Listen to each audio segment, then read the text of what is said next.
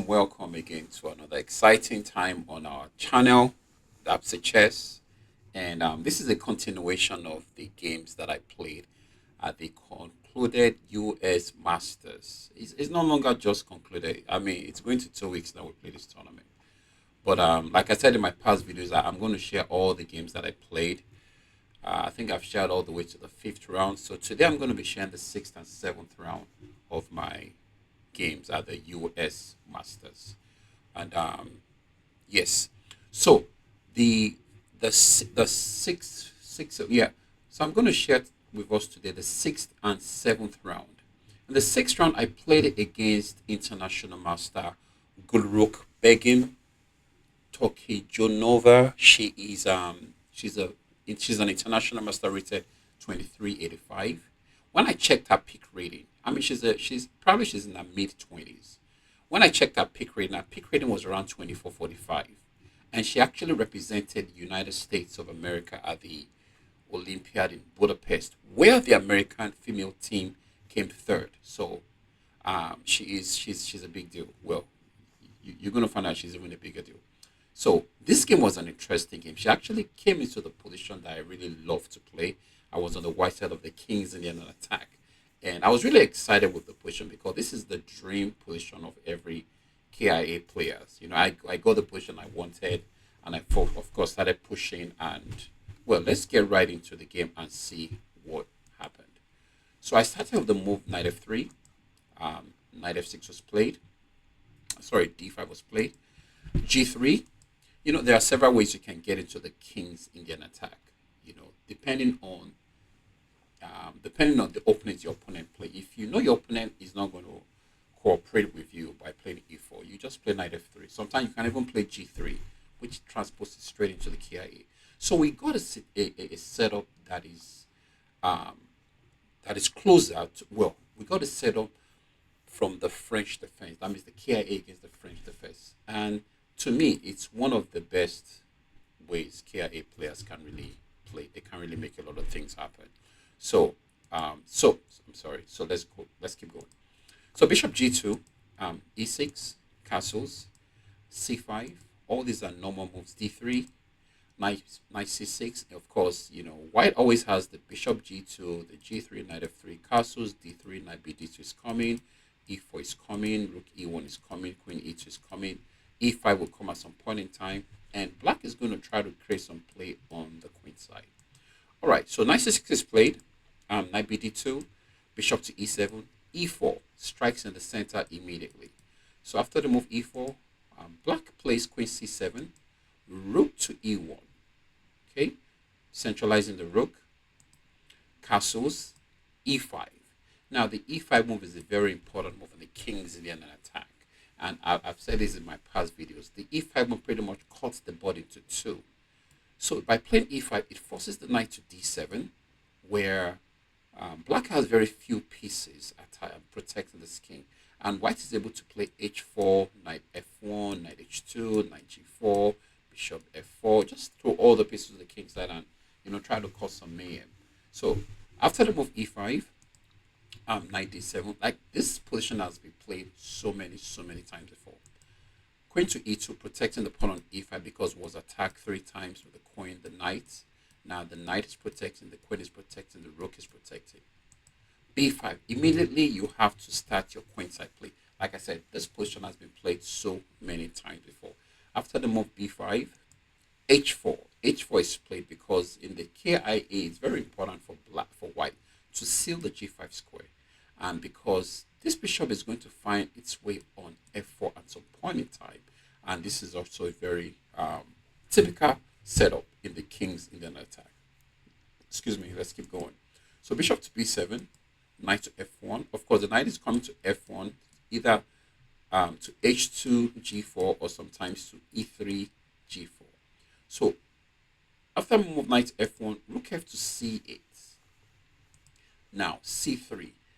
In the game, I actually thought here, should I go bishop f4 right away, or knight e3 right away? Now the reason I played c3 was because since we have a rook on c8, there's a queen on c7, there's a knight d4 was possible because after knight takes, pawn captures back, there's immediate threat on my pawn on c2. So this is why I played the c3 move. But looking back, during my analysis, I figured that it was not something white should be worried about. I could have just played bishop f4 right away. But anyway, so let's keep going. I played c3 in this position. My opponent played b4. Of course, it's very important for black to create play. I say this a lot in my videos. Create play pretty much means you want to attack your opponent's pieces. You want to attack your opponent's position with your pawns first, then your pieces afterwards. So b4 is played, and bishop to f4, a5, knight to e3. Now, knight to e3 sets a very deadly trap for black. Of course, I know my opponent definitely knows this, because now you cannot win a pawn with knight takes e5 because there is knight captures e5. If you take back, there's knight takes d5 attacking the queen. Whatever you capture with, I can even capture with the bishop, so that if you capture, I have bishop takes. If you move there, I have bishop takes. If you do queen takes, all of a sudden, I think I'm up a pawn, right? 1, 2, 3, 4, 5, 6, 7. No, I'm not up a pawn. But this actually is a better position for white. Why? Because white has the e file. I hope I didn't miss anything.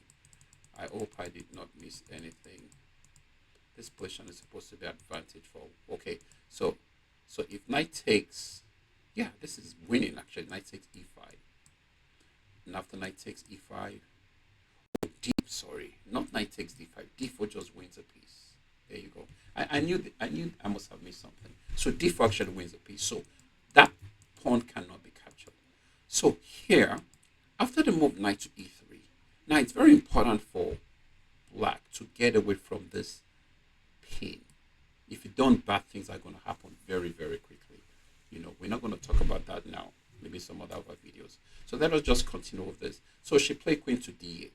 My opponent is very, I was really impressed with this game because of the way she played.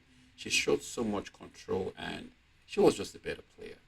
And after this game, something came to my mind. After this game, I realized that there are some things you don't know. So there are some things you have to learn.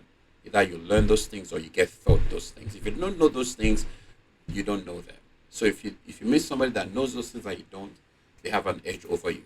So after this game, I was really impressed with the way my opponent played.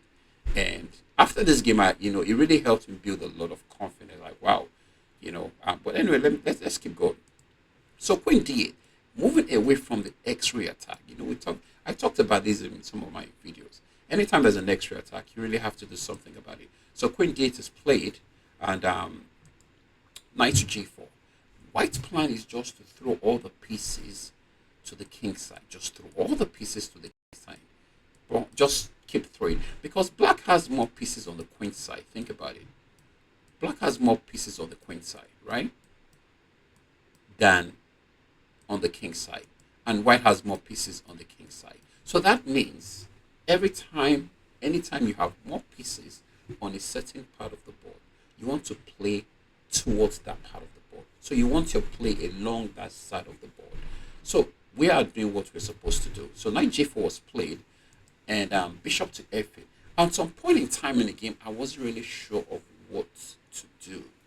And what I'm saying is, in this position, I thought about instead of the knight g4 was played, bishop f8. I thought about moves like knight g5, but I was like, what are you threatening?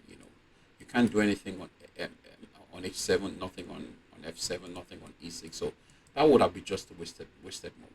So here I played h5. What's the point of h5? To kind of create a weakness on on f6. I want to force her to play the move g6, so that after I want to force her to play the move g6. So she played h6 here. So for example, if she made a random move, let's say she plays rook to b8, I can just play pawn push. Then if she has to play g6, then I'm going to play queen to d2, start to look for ways to exploit the weak dark squares in black's territory. But I am playing a very, very experienced player, so that's not going to happen. So if I'm going to win this game, I'm going to have to come up with something stronger than that. So after the move h5, she played h6. She said, "Hey, just calm down. Wait, nothing to rush about here." So I moved the knight back to h2. The idea of that move is actually to play g4, g5, which I think was a little slow.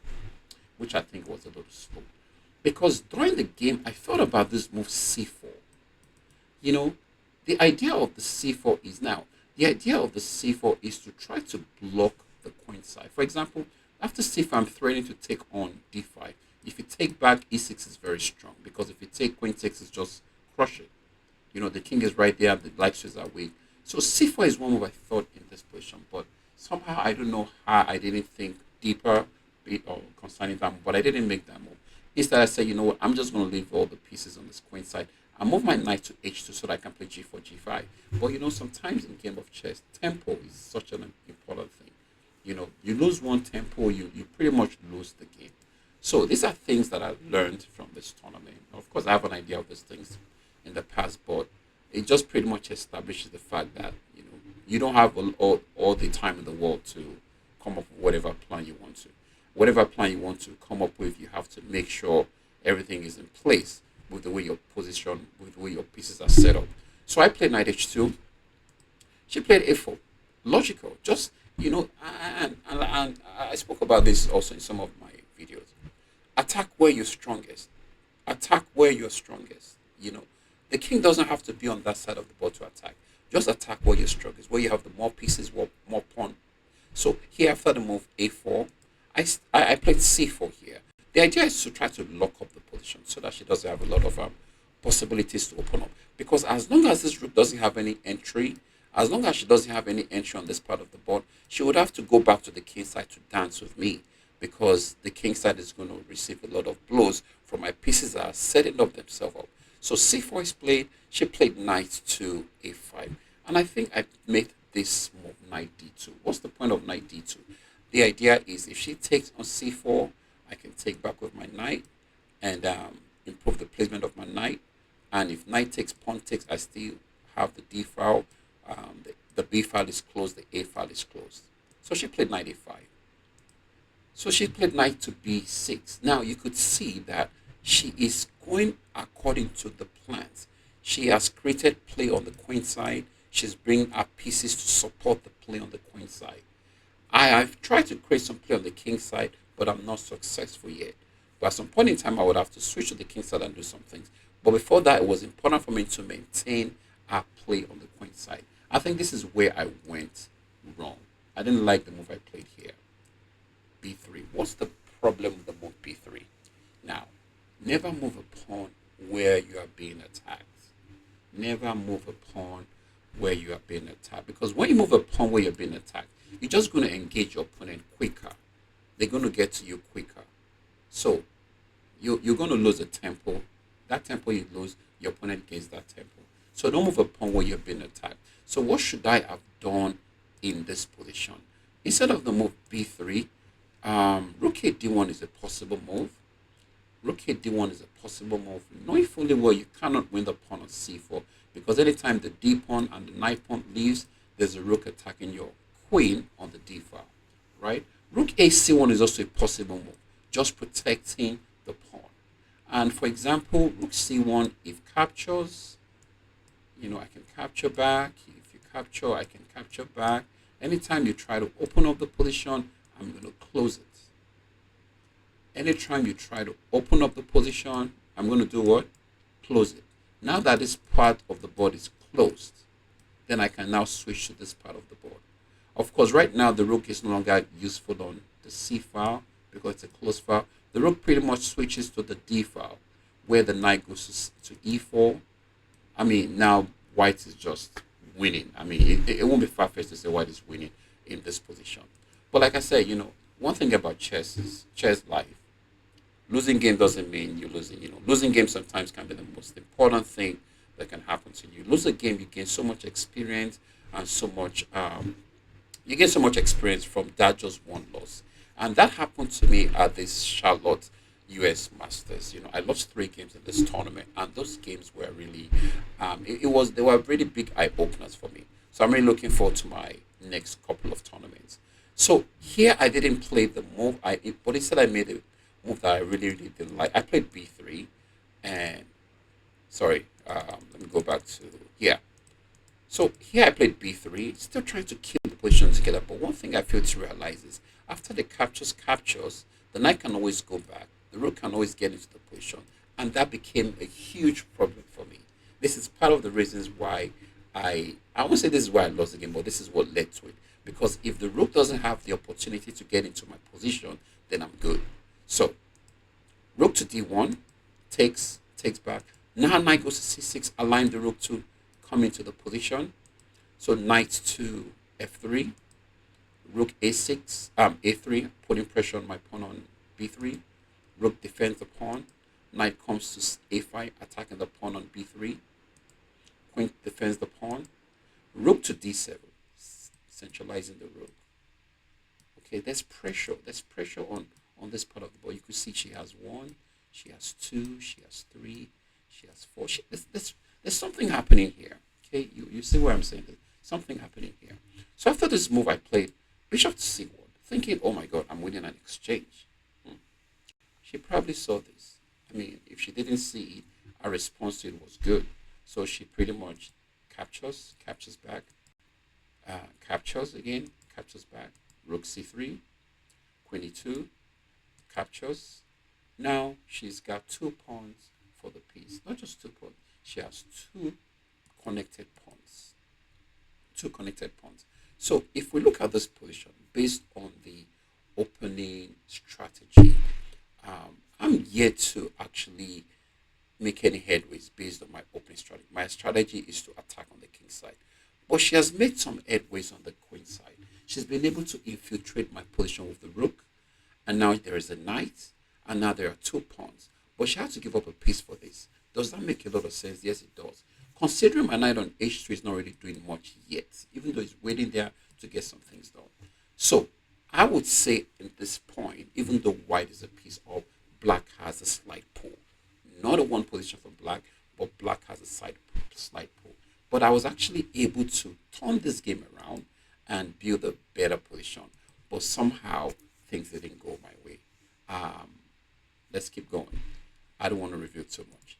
So knight to g4. Immediately I started to create some play on the, try to engage her on the king side. So knight to g4. And it's a multi-purpose move. I'm also thinking about coming to the queen side, to the queen center, exchange some of the pieces, and kind of soften up the effect of the pieces she has on the queen side. So knight g4, she played rook to d3, threatening f3 immediately. I played knight to h2. Now these guys don't look good. Think about it. She's a piece down, but she has very strong compensation for that piece. So these guys don't look good.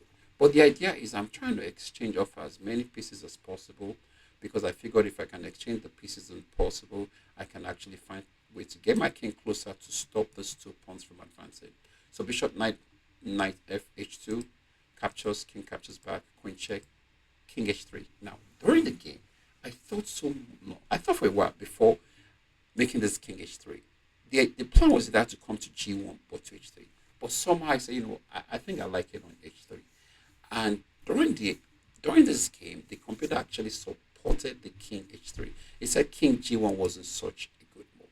So I played king h3, bishop to e7. I played bishop to f4. I think I wasted the move here. Why did I say that? I could have actually taken on h6. If the pawn takes, knight goes back there. Not bishop takes, knight goes back, because knight wants to take. Then queen comes to g4, and then I have so much play. I'm giving back the piece. Now I have the 2 pawns, but then I have an attack with the 2 pawns. And with that, she would have to find a way to defend that king's position, and not having enough time to actually start pushing the pawns she has on the queen side. This game I really learned a lot from this game. And I would say this game really boosted my confidence, because I felt, I really can hang with these people, but there are just some things I just have to put in place first. So let us get right back into the game. Bishop f4 was played, and I think the reason I played bishop f4 is based on my principles. Always develop all your pieces. Put them on best squares before doing anything. But sometimes, this is another thing I always say, for every rule there are exceptions. You have to know the rules to be able to break the rules. I didn't necessarily have to move the bishop to f4 before knight h6 and all that. But let's keep going. b3. Now she starts to match the pawns. So I did knight takes h6. I saw this. I like, I said, what, I can keep her busy here. Knight takes. And this is another thing. This is another reason why I made the move. I cannot stop the advance of the pawns. I cannot stop the advance of the pawns. This rook, these pieces on the queen side, center and queen side, they are very troubling. They're going to cause some havoc if you allow them. And I really don't have enough pieces to be able to counter these pieces. So the only other thing I have is to keep this king busy. And rightfully so. Knight takes a6 check. She cannot afford to take she can't afford to take this because queen g4 check is a very strong move. And all of a sudden I'm just winning. Queen g4 and I'm just winning. So she played king f8. Like this lady she was so composed. She just played king f8. Now in the game I thought about the move knight takes f7. What's the point? If king takes, I have queen g4. What's the point of queen g4? Queen check followed by pawn push followed by knight jump, and I'm just winning. I mean, think about this. I'm just winning. I'm just winning. But somehow, I said, I'm a piece up. No, I'm just gonna pull my piece back, and that's why it's very important to calculate. No matter how much intuition you have, no matter how much intuitive you get in the game, it's always good to calculate. And what do you recalculate? Pretty much you want to calculate whenever there are contacts in a position. What do I mean by contact? The knight attacking the pawn is a contact, right? The queen attacking is the rook, that's a contact. Anytime there's a contact, you have to think about it. That's a contact. That's a contact. All right? This is a contact. Piece to square, piece to pawn, piece to piece. Those are contact. Anytime there's a contact on the board, think about the possibilities. All right? Here I just pulled my knight back. I'm still advantaged. This is also a good position for me. So knight back, the queen attacks rook attacks my queen. Queen goes to f1. At this point, when you start moving backward, it's a problem, especially when you're playing the strong players. When you start moving backward, they will not give you that chance to move forward, guaranteed. So queen f1, pawn push. Now she's one step away from queening. One step away from queening. So I play rook to e2. Oh no, knight e3. Not a good move. Rook e2 was a very good move. Rook e2 was a very good move. Because what's the idea? Now that there's a pawn on b2, there's another pawn on c5. If I can create a blockade on the light square, I can stop this pawn from advancing. So instead of continuing with the attack, I can just bring my pieces back to defend, round up the pawns, and just win the game. So I played knight to e3. She captured. I captured back with the bishop. She went pawn to c4. Now, queen takes pawn is not a good move. Of course, obviously, queen takes d3. So I just wanted to mention that. So she played c4. I played knight to g4. Not a good move. She played queen f3. I played pawn push. Still trying to create some things here. She played queen to f5. I played king to h2. The idea is you cannot take my knight because I have pawn push. I'm going to get a queen because if you check, I have queen here. And you take, I'm going to get a queen and I'm looking really good. So she played rook takes. Beautiful. Just after that move, it was just pretty much over. I played queen to g2. Threading this check. She could have just moved the rook back here or even moved the rook back here. But she did something else, which was a little risky, and then I think gave me some opportunities. She did check, which was not a good move. So I blocked. She captured back. She took my rook. I pushed the pawn. Now, in this position, I pushed the pawn, threaded to queen. She moved. I queened. She moved back. I took the rook. Now, she moved the rook to c1. Now, there was a point where I could have done something different here. Let's see. Queen takes, king takes, rook takes, pawn push, king moves, queen check, bishop f8. Rook takes e1. all the combination that led to this point, all of a sudden I'm like, wow. At first I thought, wow, she messed up. Then I saw that, wait a minute, she's going to get a queen, and okay, this is not looking good for me. So I had to take. I thought so, but taking was actually bad. What I could have done was probably queen h4. Queen h4 was a good idea. What's the point of queen h4? The point of queen h4 is if pawn push, there is knight. Okay, there's rook takes c1.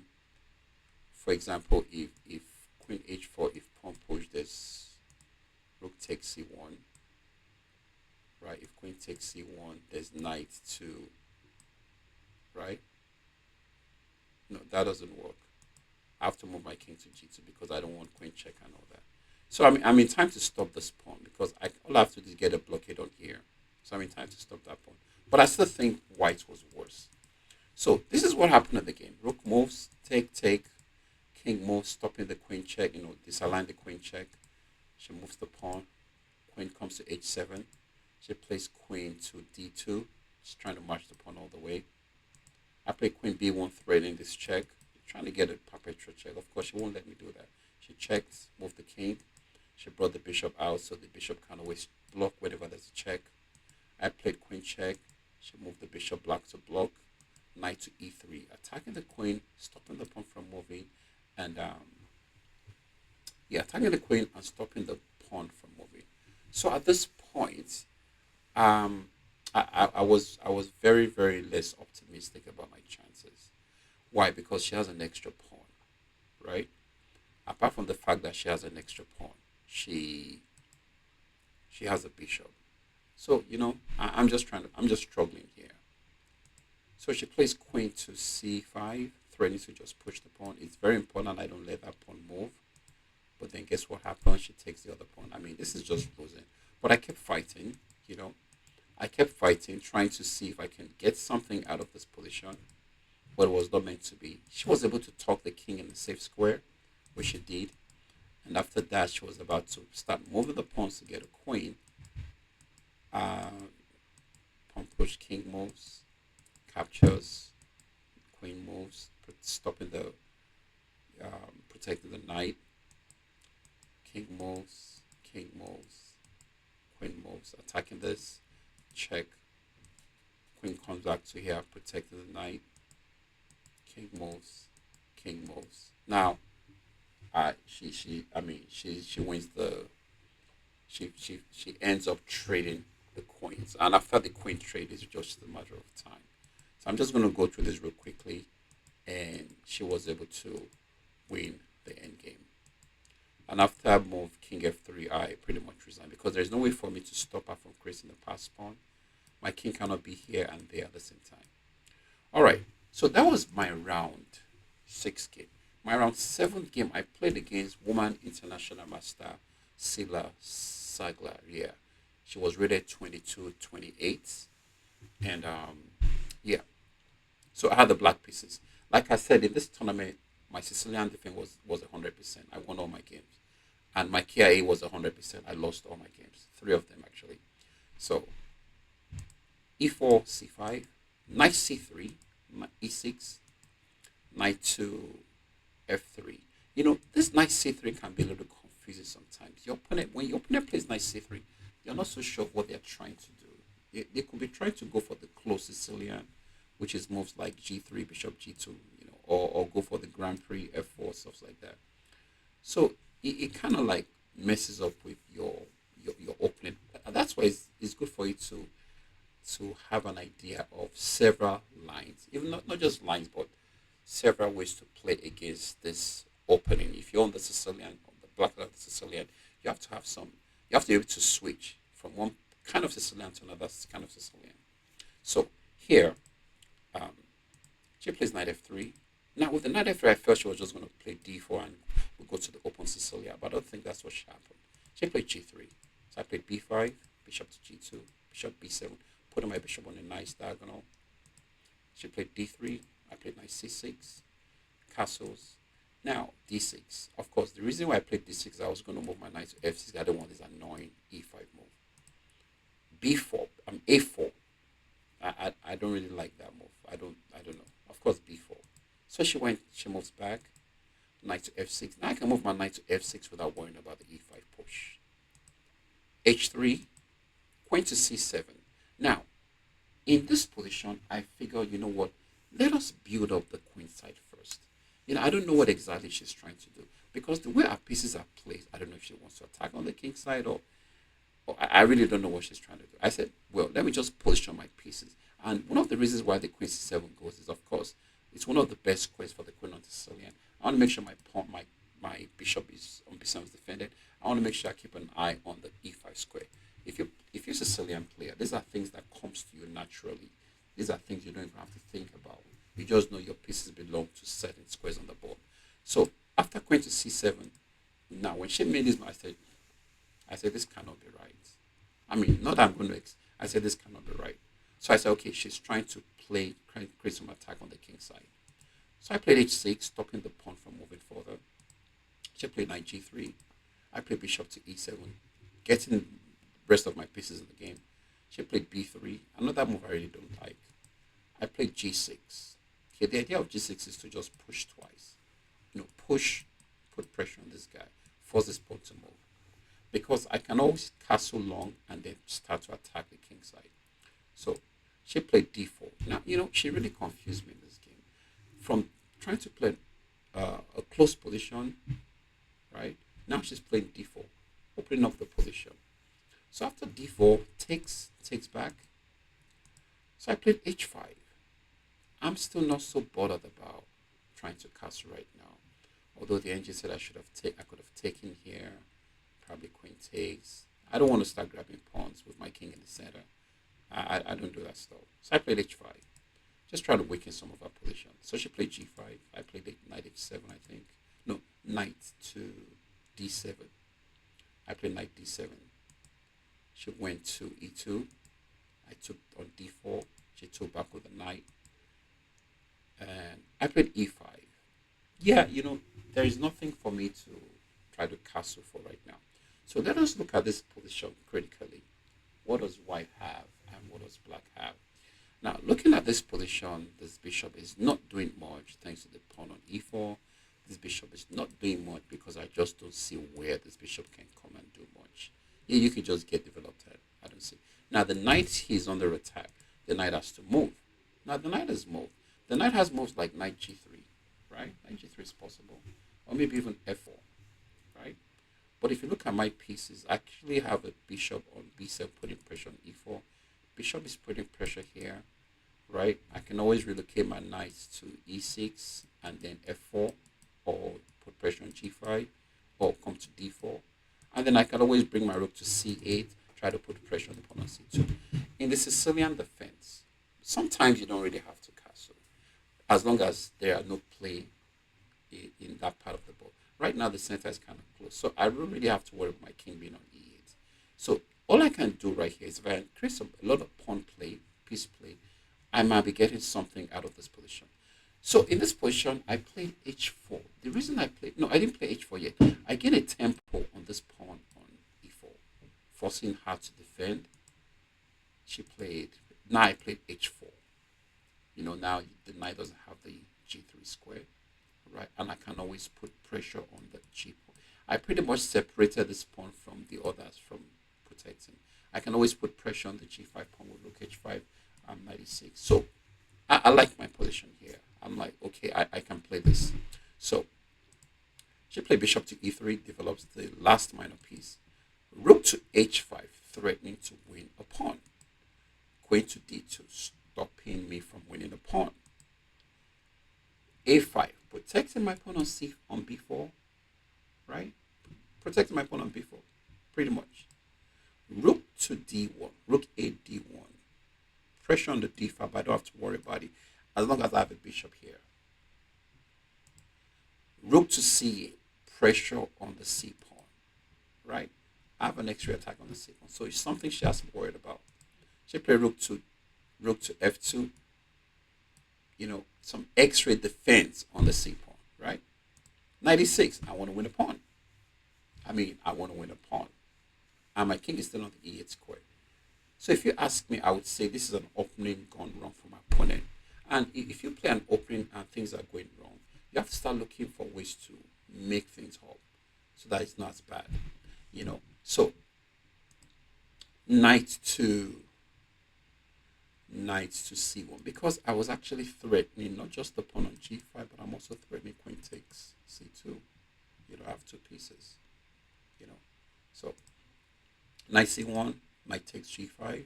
I'm up a pawn, still the better position. Knight goes to d3. Rook to d8. What's the point of rook to d8? I don't know why I play rook to d8. Why not just bring the knight back to e6?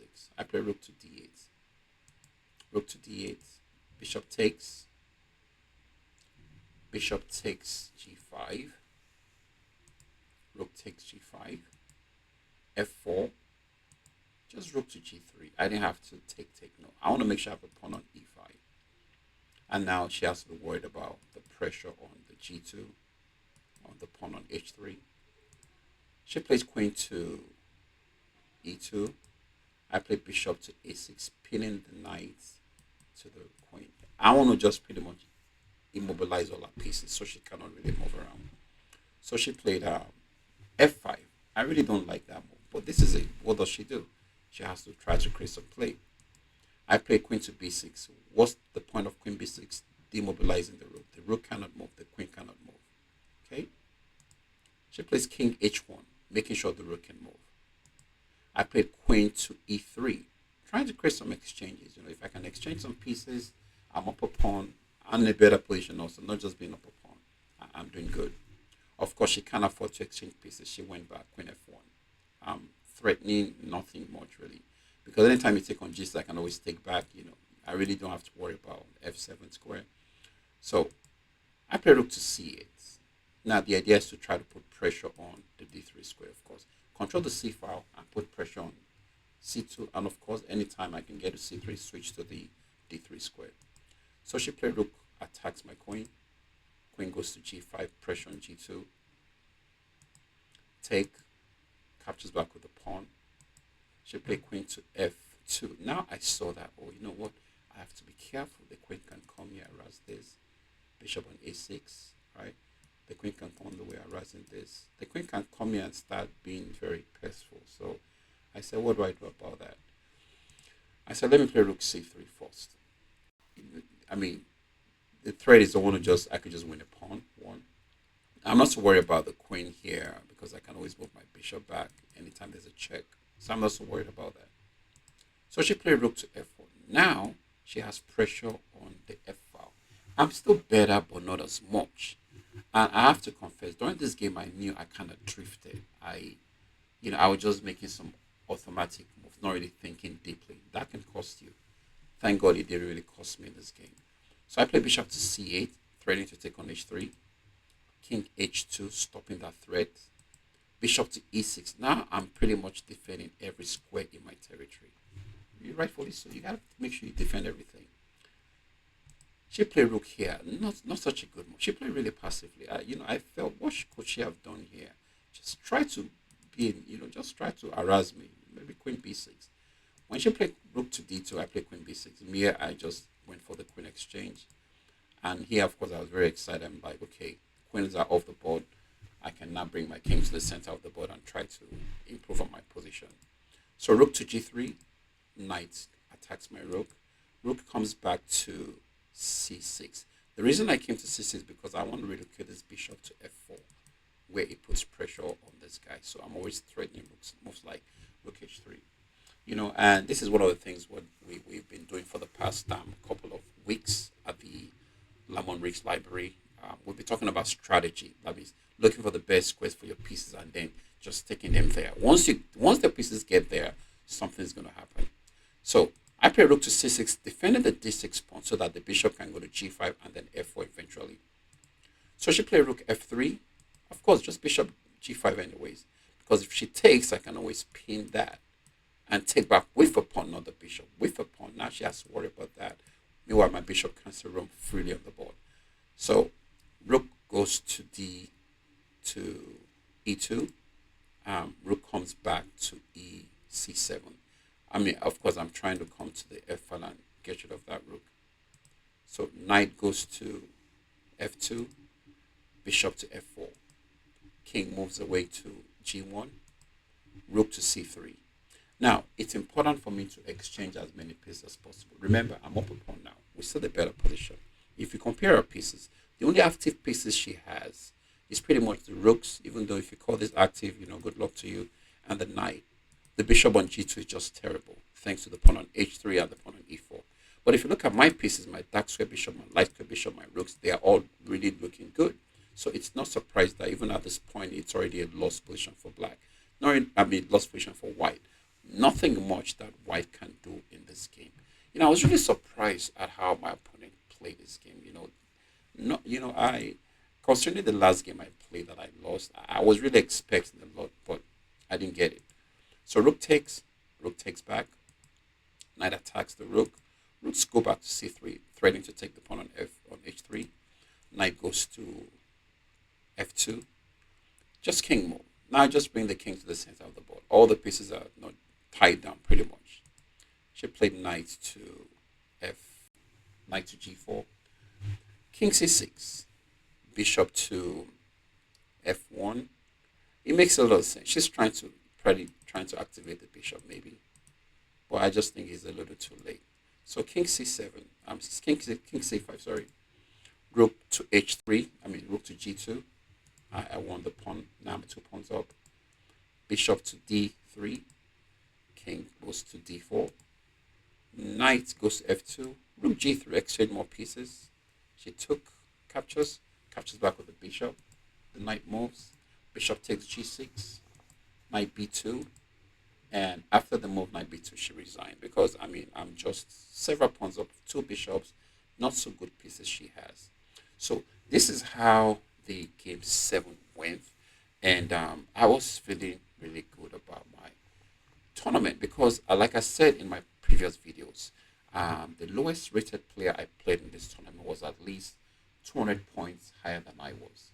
So I'm feeling very good about my tournament. This was the 7th round, and I think as at the 7th round, I had 4 out of 7, and I think I was able to win where I walked over my opponent on the 8th round, and I lost to IM Gulrukhbegim in the 9th round. A very painful loss. Another game I was winning, but we're going to see the game when it is time for me to review it. Okay, that's it for now, everyone, and see you soon. Take care, and God bless.